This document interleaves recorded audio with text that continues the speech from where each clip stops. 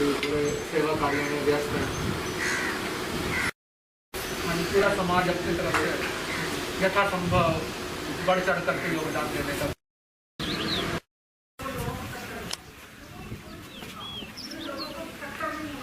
क्या नाम है?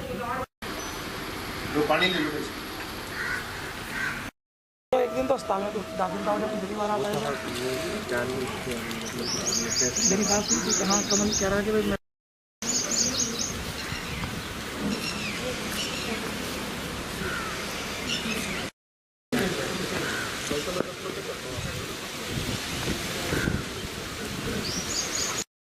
मैं यहाँ पहुँचने पर आज इनका हार्दिक स्वागत करता हूँ। दूसरे विशिष्ट अतिथि हमारे साथ जुड़े हैं श्री महावीर भगवान की जय।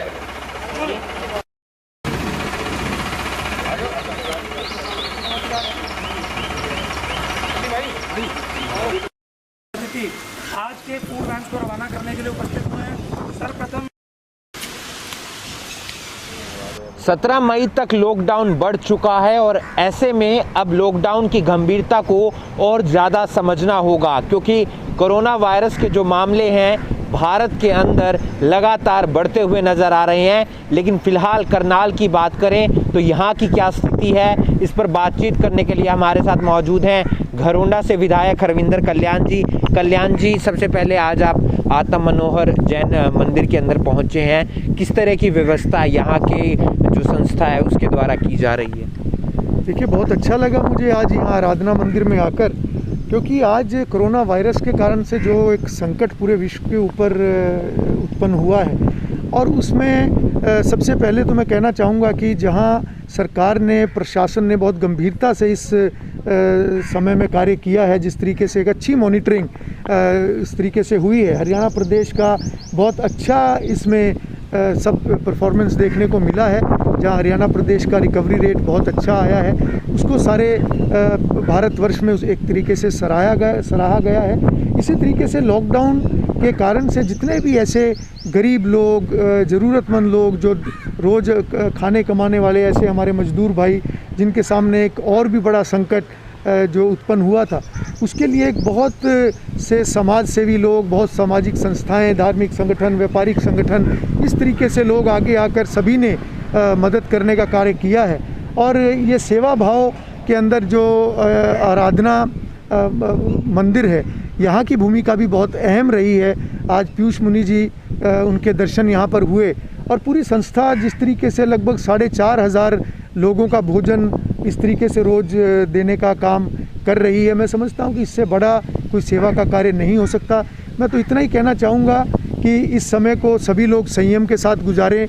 जो भी सरकार प्रशासन की तरफ से हिदायत आए उसकी हम मिलकर पालना करें, और कोरोना का यही एक इलाज है कि हम इससे बचाव करें। सोशल डिस्टेंसिंग, हाथ साफ करना, सैनिटाइज करना, साफ़ सफाई रखना, ये सब चीज़ें हमारे रूटीन में आने वाले समय में, भविष्य के अंदर ये आनी चाहिए। और ये हमारे लगातार करनाल के प्रशासनिक अधिकारियों से भी बातचीत करते रहते होंगे, करनाल ज़िले का पूरा आप स्थिति को जांचते होंगे। फिलहाल करनाल की क्या स्थिति है, क्योंकि जो रसीनपुर गांव था वो भी कंटेनमेंट जोन से हटा दिया गया, शायद आप कल वहां गए भी थे, तो किस तरह की जो स्थिति है करनाल ज़िले की फ़िलहाल है, क्या हम ऑरेंज जोन के अंदर हैं? देखिए, हमारे करनाल ज़िले की स्थिति काफ़ी ठीक है, और जो भी जितने भी केस पिछले दिनों में आए हैं, एक व्यक्ति की ज़रूर इस कोरोना से के कारण से मौत हुई है, बाकी सभी ने रिकवर किया है।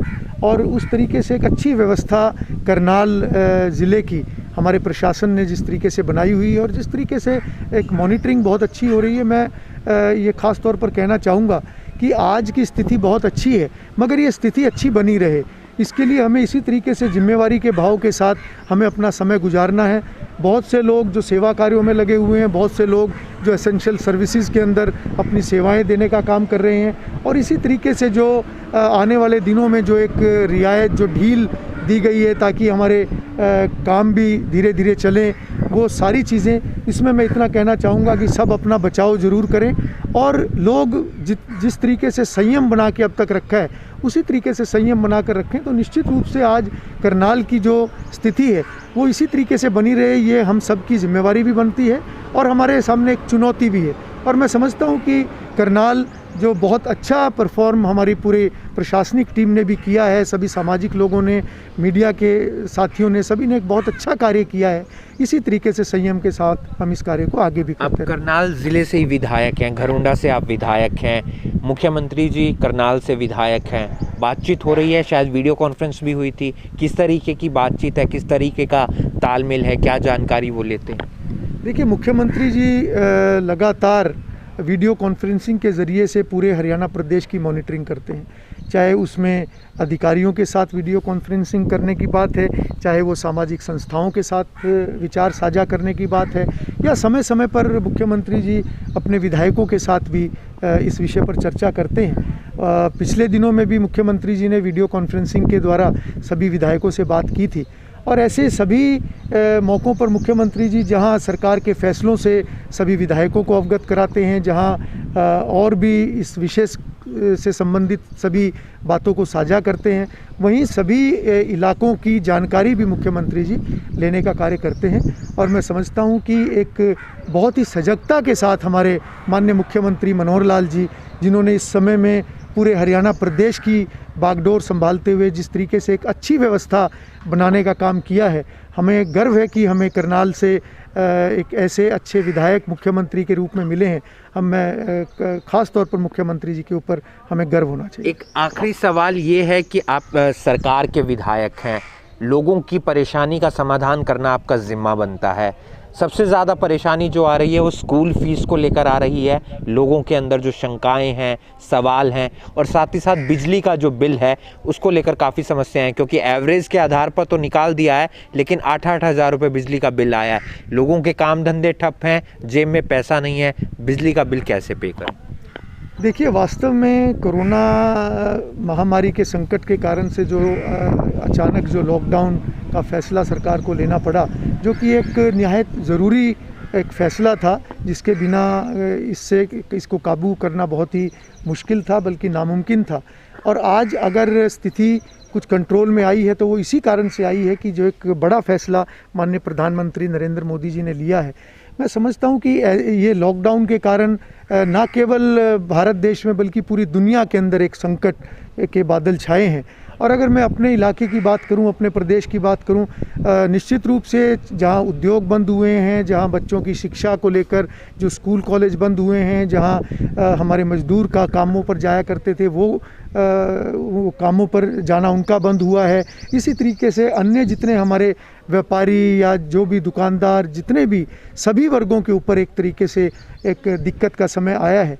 फिर भी सरकार ने कोशिश की है कि सभी वर्गों को की जो भी समस्याएं हैं उन समस्याओं का निदान किया जाए, और पूरी तत्परता से इस कार्य को भी किया जा रहा है। जहां तक विषय फीस का है, वास्तव में जो इन दिनों में स्कूल भी बंद हैं, और स्कूल बंद होने के कारण एक डिजिटल क्लास के माध्यम से बच्चों को पढ़ाने की कार्य किया जा रहा है। ऐसे में सभी को संयम के साथ इस समय को गुजारना पड़ेगा, जहां स्कूल वालों को भी एक जिम्मेवारी का परिचय, क्योंकि उनके हाथ में बच्चों का भविष्य है, उनको भी उस कार्य को बहुत गंभीरता से आगे करना है। वहीं इस बात का भी ध्यान सभी रख रहे हैं कि जहां लोगों की कमाइयां बंद हुई हैं, वहां खर्चे करने बहुत परिवारों के लिए, काफ़ी परिवारों के लिए एक मुश्किल ऐसा हुआ है। तो ऐसे समय में सभी को एक पूरे समाज को एक परिवार मानते हुए इस समय को हम सबको गुजारना चाहिए। और इसमें मैं ये भी कहना चाहूँगा कि जहाँ बहुत सारे परिवार ऐसे हैं जो फीस देने में असमर्थ हैं, उनका भी सहयोग किया जाए। और दूसरी तरफ जो स्कूलों के अंदर जो टीचर हैं, क्योंकि अध्यापक गण और जो स्कूल का स्टाफ है, उनके कारण से ही स्कूल चलता है, उनके माध्यम से ही शिक्षा आगे दी जाती है। ऐसे में उनके ऊपर भी एक संकट आया है कि स्कूल, उनकी जो तनख्वाहें हैं वो देने में स्कूलों को भी दिक्कत आ रही है। तो ये मैं समझता हूँ कि दोनों पक्ष को देखते हुए ये कुल मिलाकर समय हम सभी को बहुत संयम के साथ गुजारना चाहिए। पूरे समाज को हम एक परिवार मानकर चलें और इस कठिन घड़ी को हम मिलकर आगे गुजारें, क्योंकि यही समाज है जिसने आपस में मिलजुल कर आज तक हम यहाँ पहुँचे हैं, और यही समाज है जिसने आगे भी मिलजुल कर आगे बढ़ना है। तो मैं समझता हूँ कि ये समय ज़रूर कठिनाई का समय निकलेगा। इसी तरीके से चाहे बिजली के बिलों की बात है, ऐसे कोई भी विषय जो समाज की तरफ से, लोगों की तरफ से आता है, उसको मुख्यमंत्री जी तक भी पहुंचाया जाता है और जो भी कदम उसमें उठाने की बात होती है वो कदम उठाए भी जाते हैं। फिर भी मैं ये कहना चाहूँगा कि ये वास्तव में एक संकट का समय है, ये आपात समय है, ये कोई नॉर्मल रूटीन का ये समय नहीं है। ऐसे समय में बहुत व्यवस्थाएं करने के बाद भी अगर कोई दिक्कत रहती है तो वो हम सबको संयम के साथ उस समय को निकालना चाहिए। ये थे हमारे साथ हरविंदर कल्याण जी, जिन्होंने साफ किया है कि फ़िलहाल संयम बरतने की ज़रूरत है।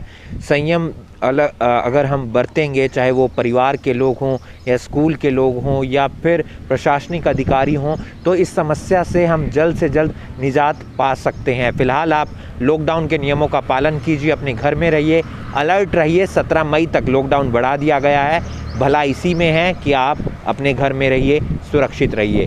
करनाल ब्रेकिंग न्यूज़ के लिए करनाल से हिमांशु नारंग।